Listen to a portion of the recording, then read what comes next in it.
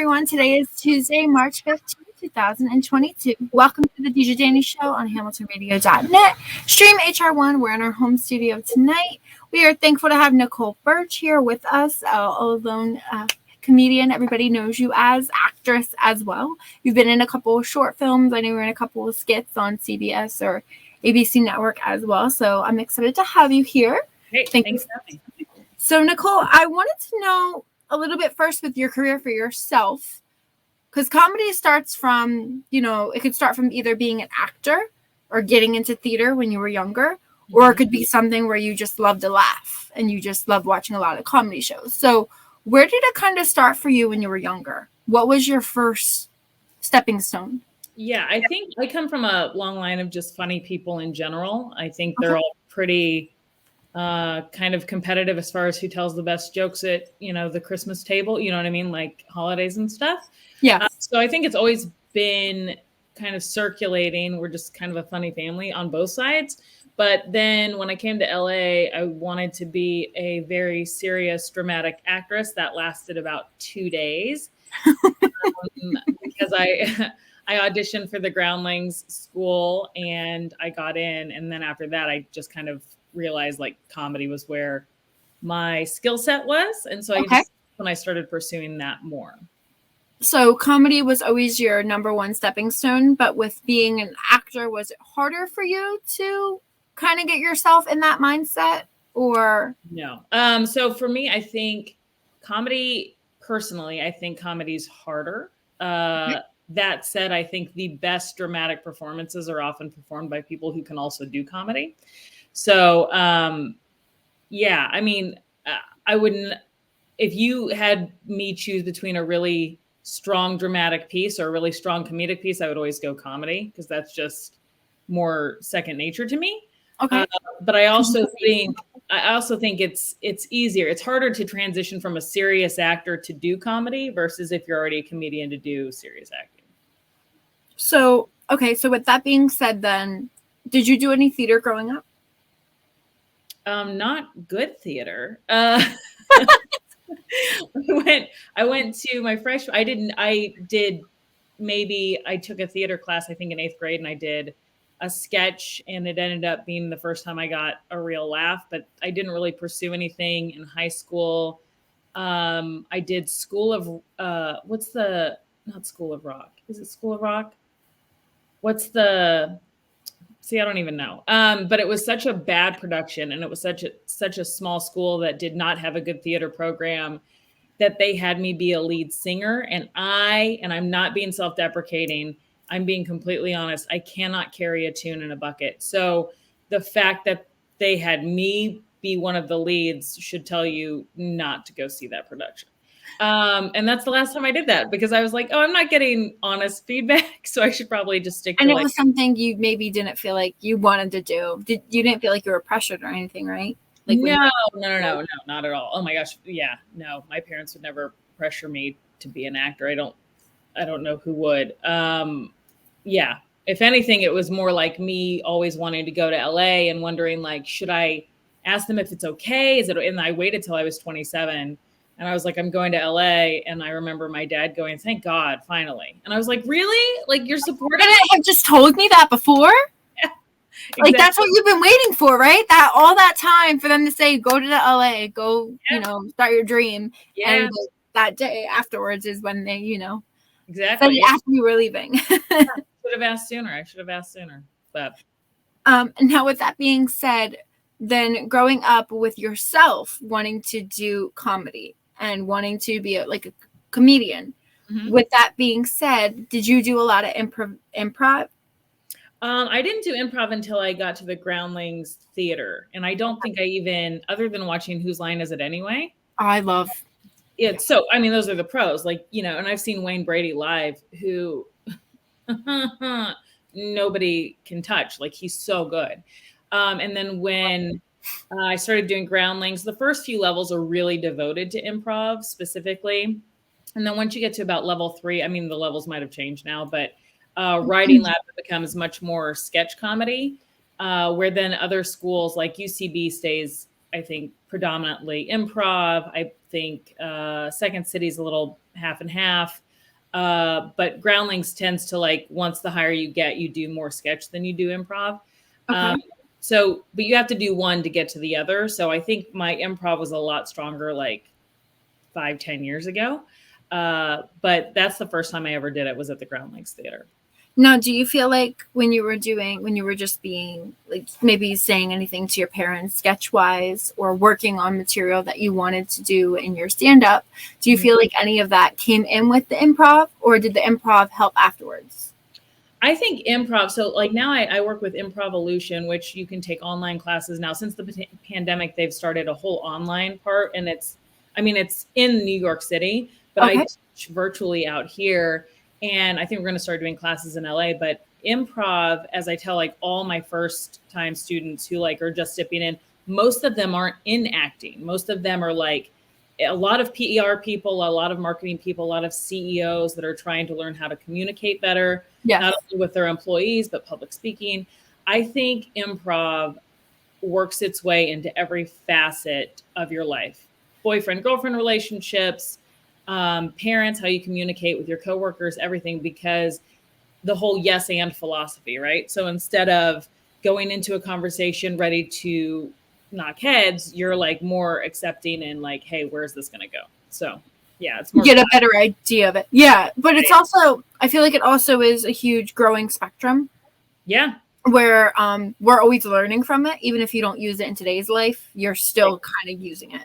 Right. Yeah. It's like, I remember taking debate in high school, and I still like, I always, when somebody brings something to the table, I always think of the opposite, the counterpoint to what they're saying, even though, and then I figure out where I feel about it. But it's always like, oh, you always have to think about both sides. And with improv, it's kind of the same way. It's like, oh, I want to feel what these people are bringing to the table and communicate. So tell me a little bit about what you do in your stand-up. I'm sure it has changed, numerous times, or different things that you pull out. But what do you normally like to bring up, talk about? It's so funny because I just watched some old stand-up to make clips for like social media. And so my PR person wants me to do, she's like, just do, even if it's old clips, put them up there. And I was watching some of them. I used to be way more raunchy. My comedy special, I don't cuss at all. I think I say the S word in reference to poop, but it's not even like, that's it. Right. And then the previous stand-up I used to do was very raunchy. And then I had a baby, and I think I don't do that very much anymore. It wasn't by choice. I think I also learned that with my comedy special, who we were trying to sell it to at the time, before it finally got to Amazon, was they were looking for cleaner comedy, because they were like, yes, a lot of comedians out there curse. Yeah, it's a lot. It's pretty dirty, and you actually get a lot more views, a lot more spins when it comes to Spotify and stuff like that. You get more spins if it's clean comedy, because everybody can listen to clean comedy. A lot of parents with kids in their car, they can't listen to the other stuff. So that helped me like change. That was my biggest change. So I went from like fairly dirty and all about dating and single life to now the special I'm working on is a lot cleaner. I wouldn't say it's completely clean, but it is all about being a single mom. So how my life literally had a complete identity crisis. So I went from this one person to a completely other one who hasn't been on a date in a year, So it's just interesting how my life changed. And so all my stories and general type of comedy have changed. So it went from raunchy to non-raunchy, but do you feel like the huge change maybe was Amazon and everyone else reaching out to you about having it be cleaner? Like maybe that made you like, okay, this is the comedy that's easier to put out there now for more viewers. Yeah, I think so. I mean, that's definitely facilitated it. And I didn't realize when they showed me the actual numbers, I was like, wait. Is that true? Is that real? Yeah, I'm going to get 3,500. It's 3,500 to 1. So if somebody's listening to either one of my sets and it's clean, I will get 3,500 more spins than I would if it was dirty. If it was dirty. Oh, and wow. I was like, that's a lot of money. That's a lot of money. So that's what made me clean up that set. Thanks to my director, Corey Craig. He was like, I think you might want to look at how much the difference is financially, but also for exposure. And I was like, okay, that's a great idea. And so now, yeah, I go a little bit cleaner. Yeah. Now, when you were filming this special for yourself, was this something that was in the books that you wanted to create a special that was like wrapped all around you as a comedian? So people kind of got an idea of what type of, material you put out there? Or was this something that you just came up with all of a sudden and then it all went rolling? I had met Corey Craig, the director, at Warner Brothers, and we had a meeting at Warner Brothers, and I was like, this is what my kind of comedy is. And he goes, great. He goes, yeah, the dating stuff, I get it. He's like, you've got a unique voice, but like, where's it going? And he goes, I'm going to come watch a few of your shows this week. And I had 3 shows. Okay. He went to the first 2, and I could tell he liked it, but he was like, I need a stronger through line if we're going to do a special. And I was like, okay. And I go, I just don't think this is going to work out. I've got one more show. Don't even bother coming. It's at basically a restaurant in Glendale. Don't come to this, please. It's not even, there's going to be 20 people there. Don't show up. He goes, I've already made plans. I'm going to go. He walks in and I think I had like 8 minutes or something. And I start telling the story about my date with Michael Vartan, who is what the special is about. I start telling that story and I realize I get the light. And I go, I'm going to have to steamroll this. The audience was so into it. Like the women were on the edge of their seats like this, like they could not believe what was happening and they knew exactly who he was. And then the young kids who had no idea who he was were still like, oh, I can relate to being in love with somebody on TV, right? Yeah. And so I see Corey and he's on his phone and I'm like, oh my gosh, I've already lost his attention. He's on his phone. He doesn't want to hear this. This is crap, And so I go, I'll speed through this. And my friend Doug, who was running the show, goes, run the light. Just run it. I don't care. Just run it. Finish the story the way you want to finish it. So I ended up doing like 22 minutes and got like a standing O. I mean, from 20 people. Let's not brag too much. And I get it's a start.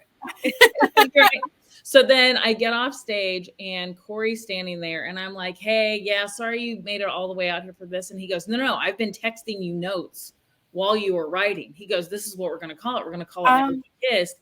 And he was like, and this is going to be it. It's just one long story and we will film that and try to sell it as a special. If not, try to get it so that a larger special can be made. And I was like, great. So it would be on spec. I was like, wonderful. Okay. So we did that. We filmed it. It was only like 36 minutes.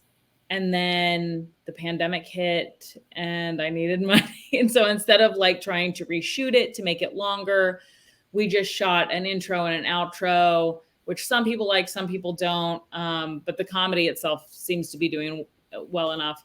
And then we released it in September of 2020. Because it was supposed to be like, I was supposed to be on tour all of 2020. And then you were going to release it. Yeah. So yeah. That changed it a little bit, but it still did great. So I couldn't be happier with the outcome. Now, exactly from your stand-up that you put out there for what you wanted to put in Never Been Kissed for, you and your storyline and everything. Mm-hmm. You said he was texting you notes, like what he wanted you to change or, make it more dramatic or, obviously from the viewers. And was there anything that kind of like drew the line where it was more of like something that you didn't want to say or something that you were like not okay with saying, but it was something like maybe they wanted you to add into it to make it more juicy or something? I mean, I know a lot of specials can be like that sometimes because again, you're pulling our views, right? You want our interest. Yeah, there wasn't anything that I added that I was told to add, but I mean, there was like one line where Corey thought it would be great for me to say, I watched him walk away for entirely too long. That was his dialogue and I added that, but nothing like an event or how steamy it got. All of that was pretty much, he goes, right now you told me a 22-minute story. I want you to tell me a 35-minute story. So I got to like milk my Italian girlfriend coming at the beginning, banging down my door, being like, we're going to this party. I got to add that kind of relationship. I got to talk about my ex-boyfriend and that whole debacle, which was part of my previous stand-up anyway, because I was going through that breakup. So whenever I would do stand-up, I would talk about him and his ex-girlfriend / still girlfriend. And so with that, he was like, just combine all of it because this led to this, led to this, led to this. I want to hear every bit of it. And I was like, yeah, oh. so you can like make it, yeah. Very juicy and like very, you know, like spacious for everyone to tune in and listen. Yeah, he's like, you already have a really long story. He goes, but I need you to add, like, I don't want you to add more to the Michael Vartan part. I need you to add more beginning and a little bit more end. And I was like, great. So that was all his notes, which was great because it's a lot of the people seem to like the way more than I thought. The audience, anytime I talked about my Italian friend Kristen Datillo banging down my door and like slapping me across the face, that got such a response that I wasn't expecting. Because I was like, oh, what did I say? I was like, she burst in the front door because I was really depressed for 2 years. I was eating Nutella out of a jar with my fingers. And she like burst through the door and she goes, I've got a dress for you. We're going to this Hollywood party. And I said, no, I've got to finish watching P.S. I Love You for the 19th time. You know, Gerard Butler's about to send off his last letter to Hilary Swank. And she open hand slapped me across the face, which the Italian in me understood because that's how we speak to each other. That got the biggest response. And then the half Irish of me who outweighs her by 42 pounds, wanted to check her out the third story window. And that got like the biggest. And I was like, those two were like throwaway lines for me. It's probably because of also the Italian, like your genes, but I'm also Italian. My father is Italian. So we can all relate. You get it. And if you say Irish and Italian, that that's at least a third of the audience in some places. You know what I mean? So you're like, okay, I've at least have like all of us relating, and then that's where I was really excited about that. Was one of my funnier. That's the one that surprised me. That was funnier than I thought it was going to be.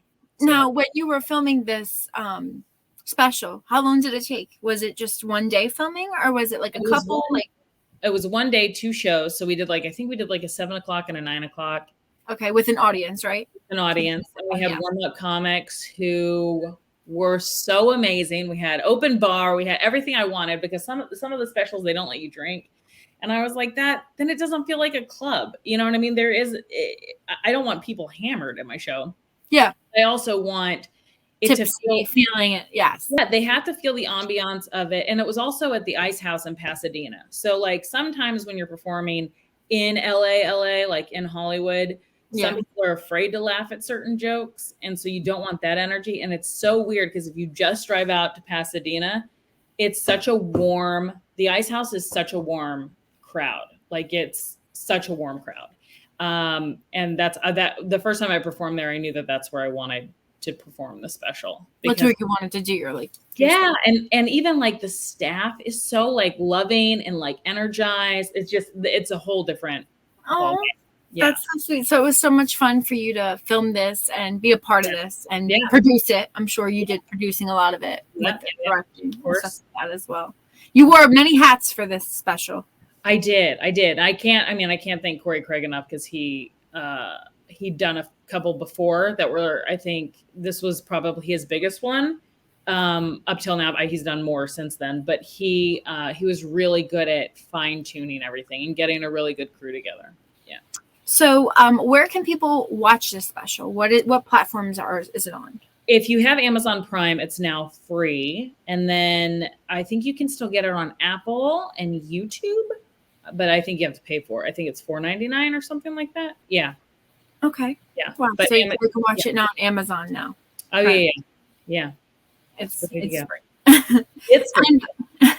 Wanted to ask you, did you feel comfortable with saying anything of the special in this interview? Did you want to, give us a little bit information of what is in the special, what we can look for, or any juicy stories? Okay. So, and I do want that, because some people were like, I think some people have seen the trailer and they're like, well, if you don't know who Michael Vartan is, are you going to think it's funny? Absolutely.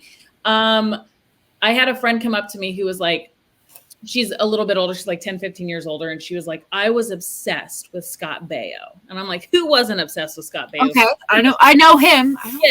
Yes. Like this, like from Charles in Charge, everybody was obsessed with Scott Baio, right? Or somebody was like, I'm obsessed with Sebastian Stan. And I was like, girl, we are all obsessed with Sebastian. Right. So I go, so take it. Let's say you're obsessed with that person now. And then 20 years later, when their fame, I would say, cools down a little bit, And so you're in a position where you run into them at a party. And so you don't have like Sebastian Stan. If he walked up to me right now, I'd full on pass out. I'd be like, but 20 years from now, who knows? Maybe if I ran into him at a party, I'd be willing to be chatty. And that's exactly what happened. So anybody who's ever had a crush on TV, anybody who's ever kind of a loser in high school, that was me. Who was never like, who always had like a weight problem. Like it was, high school was, I didn't have a lot of friends. So Everything. Yes. Yeah. So then fast forward. And so all you had was watching this guy on TV and you were like, I'm going to marry him someday. We all say we want to marry a celebrity someday. Very few of us get to walk into a party 20 years later and run into that guy and him ask you on a date.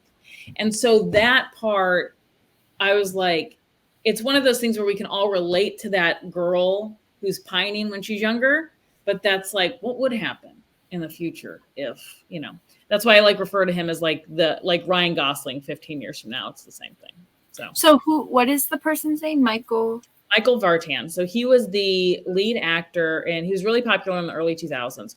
So he was in Alias opposite of Jennifer Garner. That was his, I think that went 4 seasons, I think.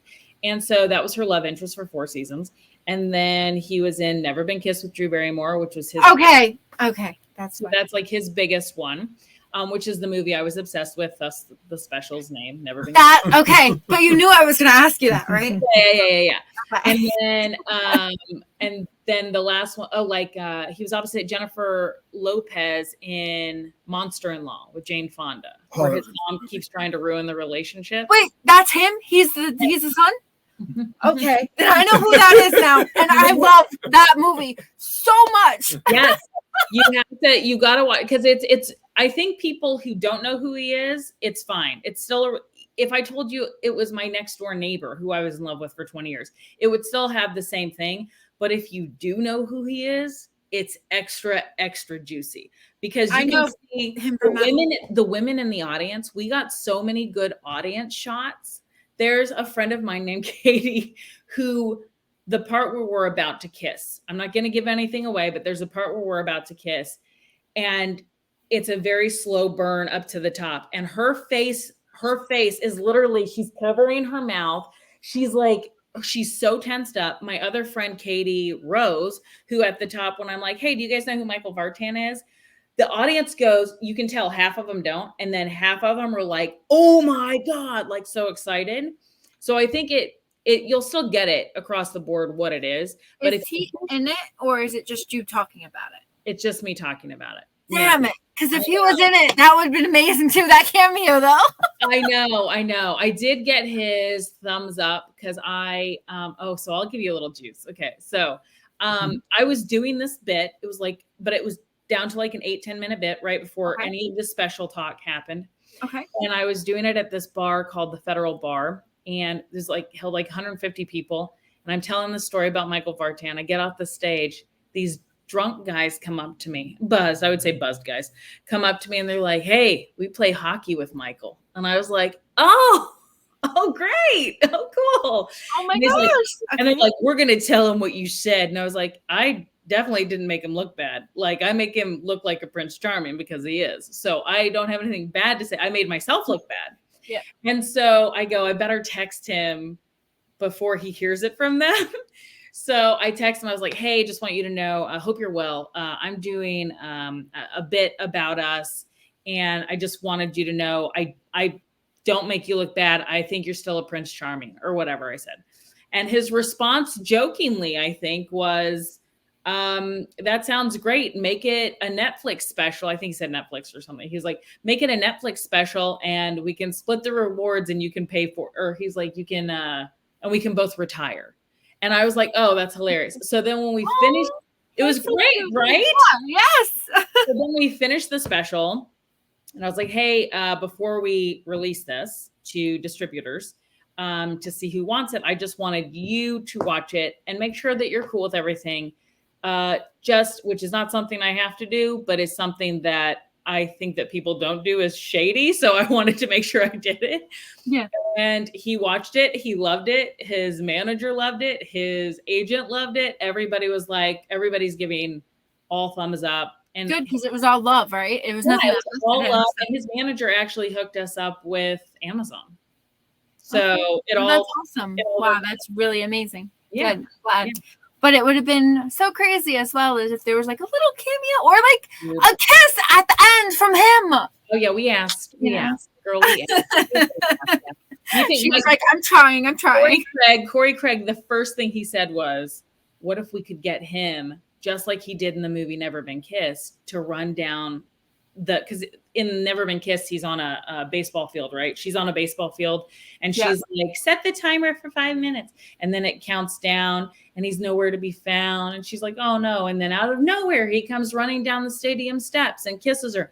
He's like, would that not be funny if you were like, and thank you guys so much. I really wish I'd heard from Michael, but unfortunately, and then he comes down like the theater steps. I'm like, that'd be great. I don't think he wants to do that. And he didn't. And I don't blame him at all. And it's okay. That's fine that he did it. It's still really nice that he reached out to you for that. His thumbs up was good enough for me. I'm good. Now, I wanted to ask exactly with this special, because you didn't know the name of it yet, correct? Like you were thinking of names. So Never Been Kissed was your favorite movie. Was that as to why you wanted to use that, or what other options were you looking at? We were only looking at Never Been Kissed only because, and that's one of the things Corey was texting me when I was on stage. He goes, I think we should call it Never Been Kissed. And I was like, and then the payoff for it was so great because it's all about our first kiss. It's about the movie Never Been Kissed. And we also knew that if people were to search Never Been Kissed, my comedy special would also come up. So right above or bottom of it. Yeah. So I was like, okay, win. Let's do that. Yeah. So it was a good product search as well for that type of thing. Yeah. Precisely. Now I know you've done a couple of shows, so you're an actress as well. I wanted to ask exactly, how do you prepare yourself for a monologue or a role that you have to go to, and prepare in front of the casting director? What exactly do you do? What are your steps to for an audition? Yes, audition. I think I've done this for so long. I think first of all, obviously getting off book. The Groundlings helped a lot with that because being in Sunday Company at the Groundlings, you'd have to memorize so much material in a short amount of time. So getting off book is probably the fastest thing. And then I always think about where the character is, what the character's motivation is, what their why is. And then I do the smartest thing I think an actor can do. I go to an actor who is better than me and I have him put me on tape. Because when you're doing that, or help you with the audition if it's an in-person. I mean, it's just been so much on tape because of the pandemic. But before that, I would go to my friend Aiden Bristow, who's like one of the best actors on the planet, or my friend Corey Clifford, who's phenomenal with comedy. And they both are really good acting coaches as well. Oh, so wow. So they help you? Yeah. So I go to Aiden more when it's probably more dramatic, but I get a ton of like multicam comedy. I get a ton of like single cam, and I get stuff that's kind of in the middle. And I usually go to Corey for that, Corey Clifford, because she's really gifted that way. She's got a director's eye, so that helps. Oh, wow, that does definitely. And she probably helps you get in the mood, right? Or the role that you want to portray. Yeah, and the last three auditions we put on tape, that I put on tape with her, I was pinned for all of them. So that's that in 1,000. That's unheard of. So she's really good. Yeah. So, for instance, when you were on Henry Danger. Oh God. Okay. How did that audition go? I mean, I love your reel so much. Nickelodeon lets you play that? That's amazing.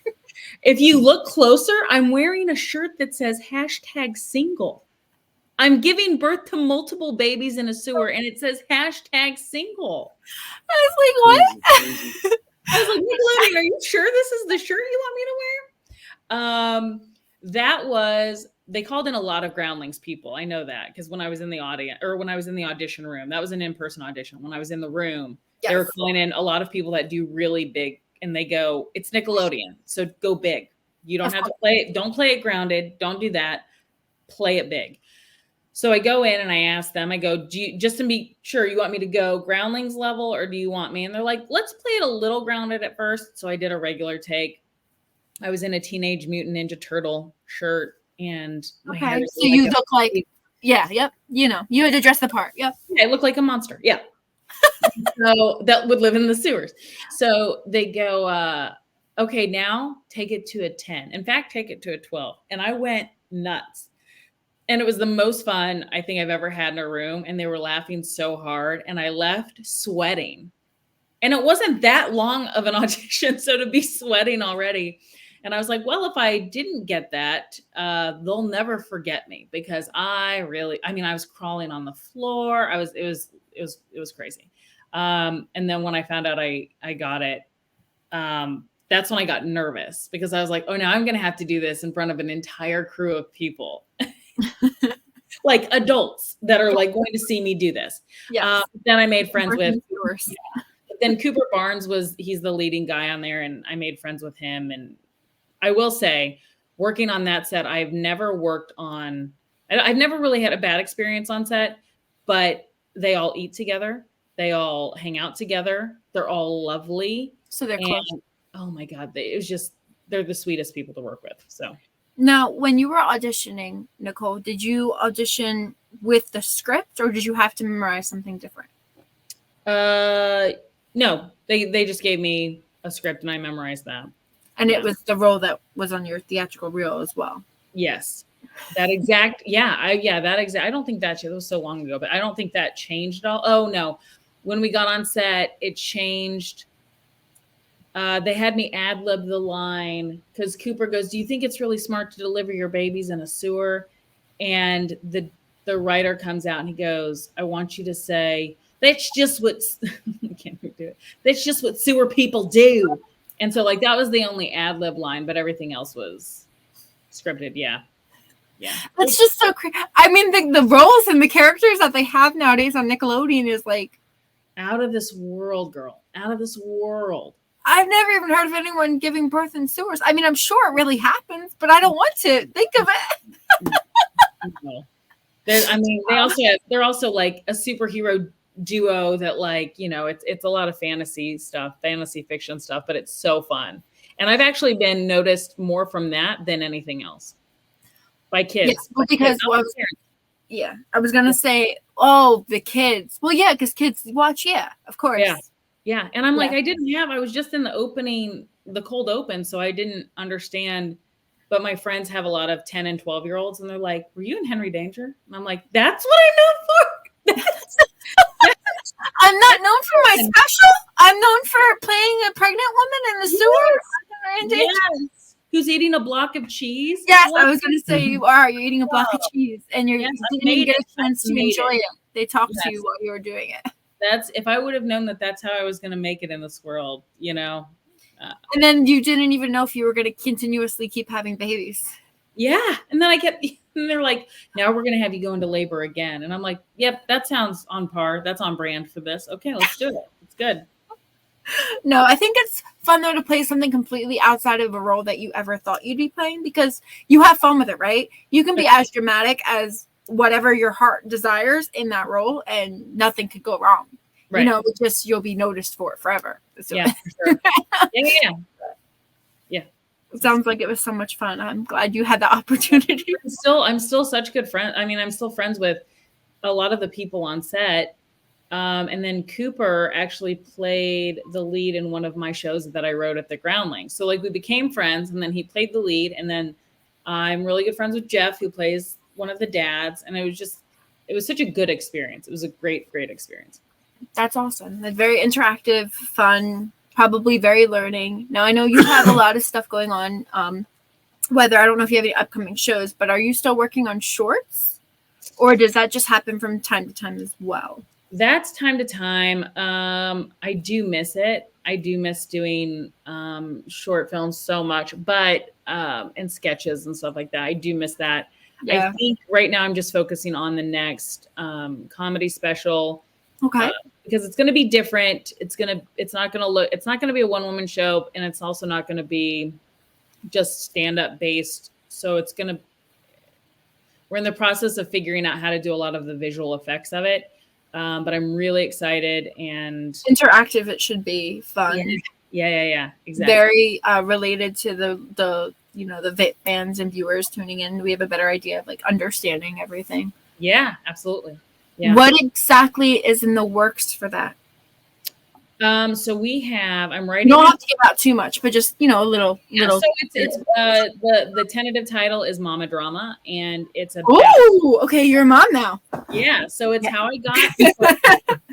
So that's a whole story in itself, is how I got pregnant, and then how we are co-parenting.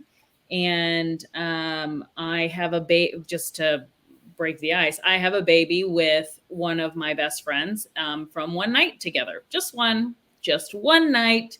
Where you think you're doing everything right. And it's such an interesting spin on motherhood, especially in Los Angeles. There's not a lot of single moms unless they'd already made it, and were financially secure. So I went from having like the best year in 2018 to finding out at the end of that year that I was pregnant and going, ooh, my life's about to change a lot. And it did. Mm-hmm. And in a lot of good ways, but in a lot of stressful ways, and a lot of ways that I think are relatable to other people, even if you're not a parent. So that's really exciting. I can't wait to kind of go on that journey with you, and then kind of not want to be on that journey because I'm too young. Yeah. But it prepares me for the future. Right. No rush. That's so exciting though. Like, did you feel like you wanted to do that because of your life, or like you being a mom? Because I know being a mother can be, you do so much, right? And guys don't get a lot of love and a lot of appreciation on that situation, you know, for that. So I feel like that's something else to fall back in. I think it's kind of like there's a movie out right now called The Lost Daughter with Olivia. Oh my gosh, what's her name? It's up for Oscars and all the awards and SAG and Critics' Choice and all that stuff. Yeah. But it kind of tells you what motherhood's really like. And I think it's kind of hard to watch at moments because you're like, oh, I feel that, but you could never say that as a mom. And so I think that's kind of what this special is so that other women who are going through PTSD from delivery or postpartum depression or just the daily struggles and the complete exhaustion you feel. Like my girlfriend had a baby February 9th. Oh, wow. She's this year? This year. So she's got a brand new baby and it's her first. And she's like, I'm tired all the time. And it's a different kind of tired. And so kind of like really talking about what the sacrifice is, but how you find your autonomy in it. Otherwise you're going to lose yourself. And it's so easy to lose yourself. Like my daughter, I woke her up this morning. She was covered in her, you look at my Instagram story right now. I saw. You saw. So she's got a little blanket over and she's just cute. And you just see this little hand peeking out. And I'm like, and then you said, and then 3 seconds later, I picked up the blanket and there's vomit everywhere. And I was like, well, now we're going to be late. Like, what is this? Are you okay? Let me check. Do you have a temperature? No. She was immediately hungry. She just obviously ate something that didn't agree with her stomach. And I was like, she was totally 100% normal. Yeah. And then I told them at daycare and they're like, yeah, she literally just didn't like whatever she ate. And I was like, okay. But I'm like, that will change your whole day. And you're like, that stuff, I never had to worry about that stuff. I could watch TV. That will delay your whole day because you can be in the bathroom forever cleaning them. Yes. They fight you and you can't do anything else. Yeah.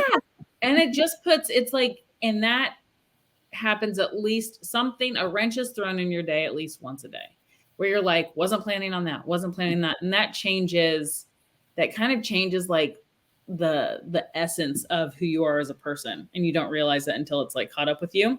And then you have to go to therapy and figure it out. Another thing is depending on if it was a boy or girl and who you're talking about in your special, you can always talk about how they're going to be like, a wonderful like husband one day, like your son thinking of what he's going to be when he's older, or your daughter thinking of she's going to be an amazing wife when she's older. And then you're going to cry and get emotional. Yeah, absolutely.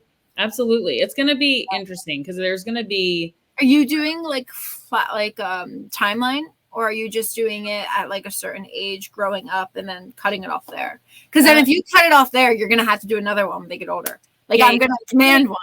I'm definitely going to cut it off to where she is right about now. Because I know there's just going to be so much more. Probably terrible too. Yeah. And then it's also going to be like, what's dating like? Because I keep trying to date and I I have been talking to somebody from Bumble since January 31st. And it is now, what is it? So that's 2.5 March months, 15th. a month and a half. Yeah. Never met because every time we plan something, I'm like, I can't. I just picked up another gig. I can't do that. Oh, now I got to do stand up. And he's like, well, I'll come see you at your set. And I was like, that's not a good way to meet me. It's just not. I'm like, at this point, I'm like, you're more than welcome to, but it's just a weird way to meet somebody. Yeah. Yeah, of course. Yeah. You're meeting a different version. Right. So, yeah, maybe the next one's like dating. I don't know what it's going to be, but there's so much info right now. And I have so many stacks of papers that me and my producer are legitimately just like, okay, this can go, this can stay, this can go. He's like, you got so much, so don't worry about quality or quantity. Now we need to worry about quality. And I was like, okay, so it's going to be a lot of fun though. I'm excited.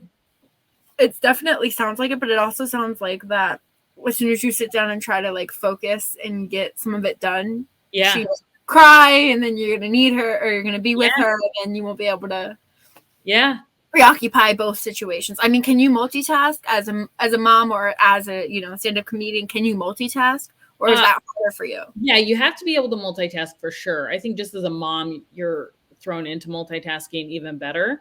But I will say doing stand-up 5 nights a week is not in the cards for me anymore. It just isn't. So now I'm doing longer, like I'll go to Dallas and do 5 nights, but then not do it again for 2 weeks. Do you know what I mean? So it's like I pick and choose the better way to do it, and to make it so I can still come home and be with her, because I just can't be, even if I left her and went, it's very expensive, because you'd have to pay a babysitter to go out 5 nights a week to do stand up, and it's you don't have any like family or friends that would do it for free?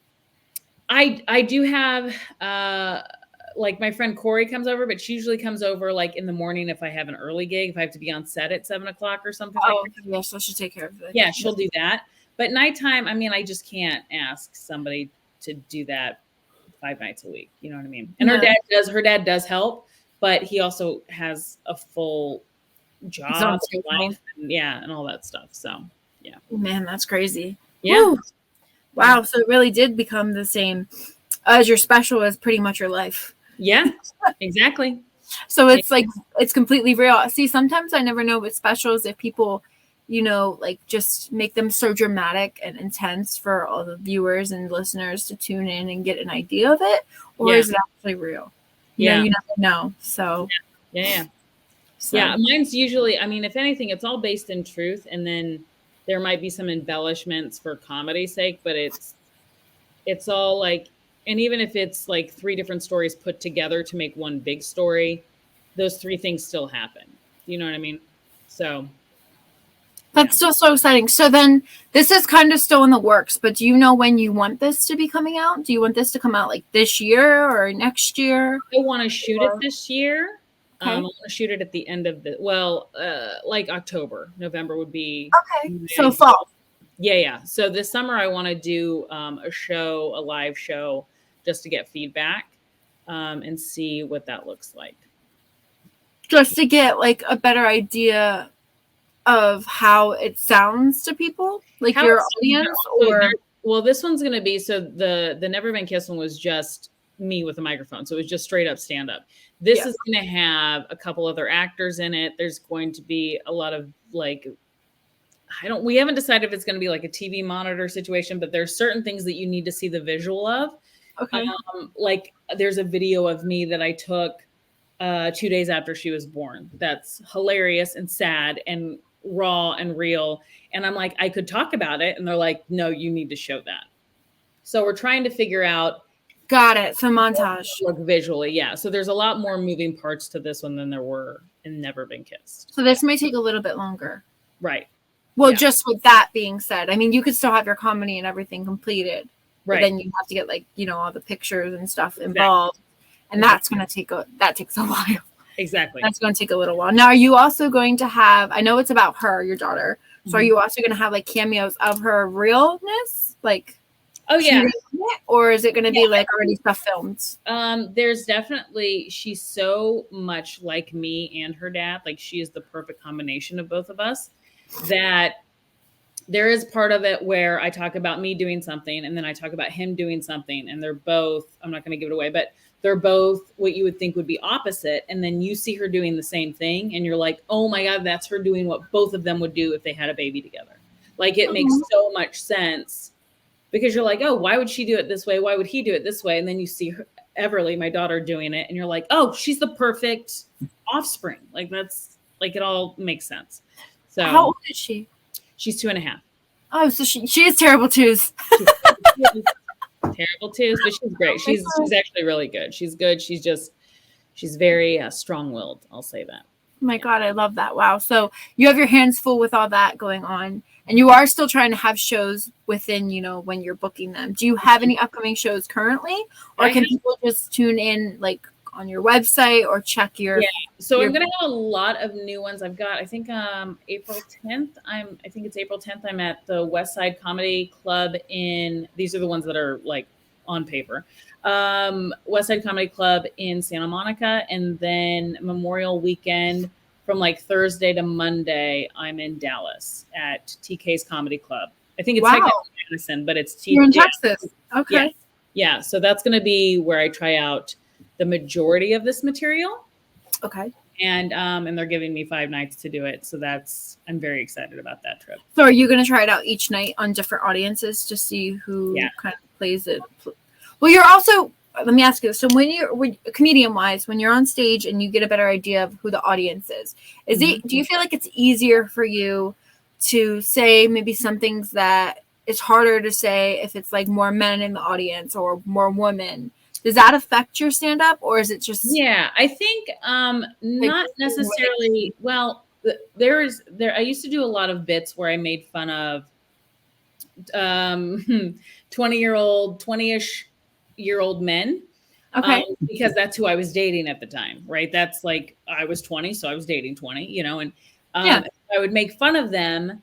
When I make fun of them to an older crowd, it kills. If I make fun of it to a crowd that's 20, they're not going to laugh as hard because I'm hitting, I'm hitting a soft spot. Yeah. So I will kind of curtail a set around that. But I think for this, since it's Dallas, Texas, and it's it's literally parent content, I think I'm going to be good. That said, I also have to try it on the, both coasts. I got to try it in New York, and I've got to try it out here in LA just to make sure that it's national and not just, fits one demographic. So so you can see if different people like it and see how they react. Exactly. Yeah. Or do you get heckled ever when you're also performing? Oh yeah. I handle it pretty well. I think I think that's one of the things that my PR person, I handled one, and I can't repeat it on here because it's not PG at all. But there was a guy who was heckling I don't know if they didn't have security that night or something, but they heckled the last 5 comedians that led up to me, and then I was headlining, and he just kept going, and he was so drunk that he wasn't even making sense. He was just making sounds. He was like, wah, wah, wah, wah, wah, wah. And I was like, what is this guy doing? So when he did it, I had a really good comeback, and we got it on tape. And so my publicist is like, you need to put that on your social media. And I was like, yeah, but it's pretty profane because it's pretty raunchy, because it's me telling a profane joke leading up to him saying something, and then me giving him sexual advice. So, but it's very sweet of you. I don't know what you want me to say. Yeah. So we're just gonna. So yeah, I've definitely been heckled. I actually enjoy it. I think I've never been heckled by a sober person. I'll say that. I did have one guy who, there were nothing but guys that had gone up before me, and the guy directly before me was filthy. And I mean 10 times dirtier than I was. Filthy, filthy, filthy. And there was a guy in the front row, and he was laughing so hard. He was like middle-aged, good-looking guy, laughing so hard. I go up there, I tell my first borderline raunchy joke, and he just goes, And I'm like looking at him, and I go, oh, I'm sorry, did that offend you? And he goes, well, you don't have to be so crass. And I go, I'm sorry. And then I requoted the guy from earlier, I go, he just talked about bleep, beep, beep, beep, beep, beep, and you thought it was hilarious. But when a little woman comes up here and tells a joke like that, you're like, I'm offended. The audience went nuts because they saw him doing that, and he was only doing that, and he didn't realize it. He came up to me afterwards, and he was like, my wife said I'm supposed to apologize to you because she's been telling me for years that I do a double standard. And I was like, that's hilarious. So it was fun. That was one of my favorite heckles. That's a heckle that went wrong. Yeah. But you got an apology right out of it. So that's really good. Great. Yeah. That's awesome. Do you have a website where people can find your information as well, or social media? Yeah. So I'm at NicoleComedy.com, and then I'm at Nicole Burch Comedy for Instagram, and I think also for Facebook and Twitter. Nicole Burch Comedy. Yeah. Oh my God. You said Twitter. Twitter's still a thing? I think I might have 11 followers. I don't think I've posted in 2 years. So that's a cesspool. I don't want to get the Twitter makes me nervous. I have not posted on Twitter since 2018. Yeah. There's no need.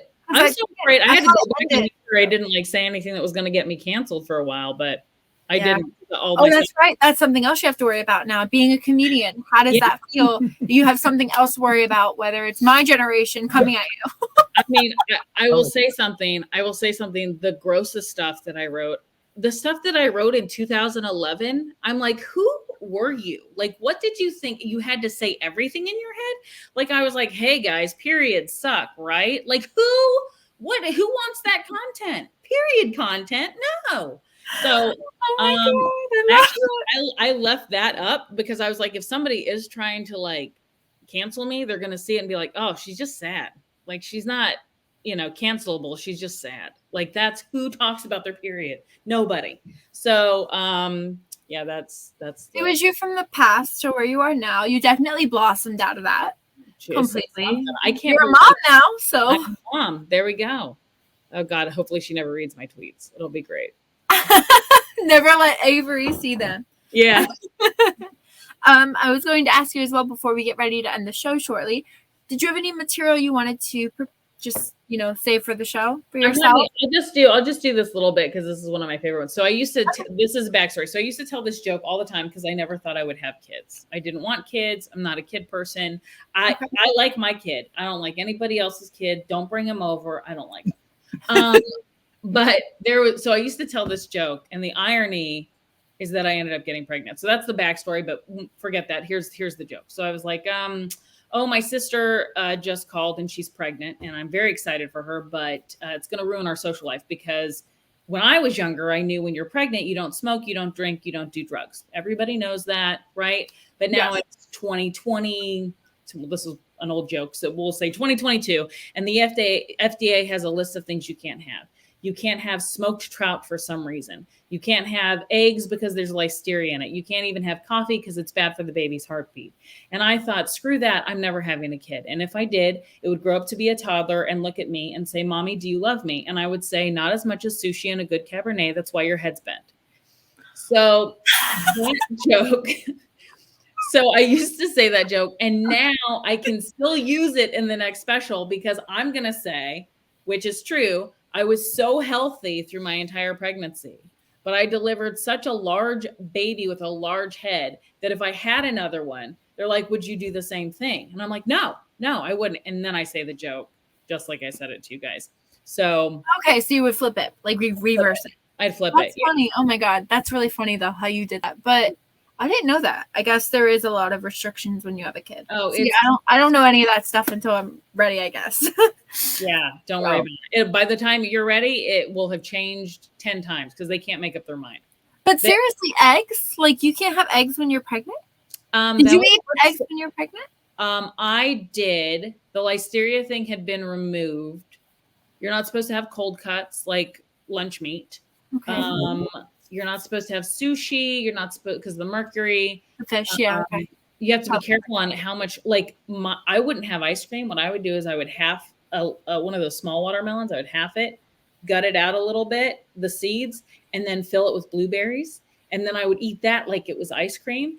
And I posted a photo of me eating healthy for the baby, and she was like, "You got to be careful with all that fruit. You're gonna get what do they call it? Gestational diabetes. And I was like, dude, are you serious? I'm eating so healthy right now compared to everybody who's eating like bonbons and Ben and Jerry's. And you're at me for this?